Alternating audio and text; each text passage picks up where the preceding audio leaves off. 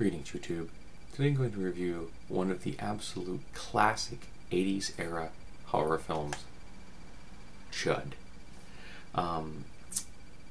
Cannibalistic, humanoid, underground dwellers. They're not staying down there anymore.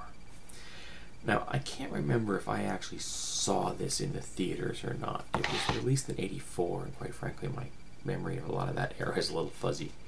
But I do know that I've seen it on pay cable, like HBO or Cinemax or something like that. I know I've rented it on VHS. And I don't think I've actually seen this film since it was on VHS, which was quite some time ago. But I can remember watching this with my friends and thinking it was a great time. I also think that it's a wonderful inspiration if you've ever played role-playing games. For modern horror, for post-apocalyptic settings, this film is wonderful inspiration. It's a superhero game. Another good example would be this would be a perfect inspiration for a superhero game. And as one of the classic cheesy horror movies of the 80s, I don't think you can go wrong with this movie. It's a hoot. It's fun. The special effects were solid for a film that was made for $1.3 million. I mean, that's a really tight budget. I think they did a decent job with that. I mean, admittedly, a lot of the scenes are thankfully going to be fairly easy to film, in the sense that, you know, you can use a lot of set pieces. You go to New York, you film in the right places, and so you don't have to build a lot of sets. That's cool. And the actors got paid scale. I guess they didn't get much more than that, which also helped. And thanks to the way Hollywood juggles numbers and things, the film, quote-unquote, never made a profit. So a lot of people didn't get a lot of money out of this. Not a shocker. Even though I'm sure that over the years, it generated quite a bit of funds.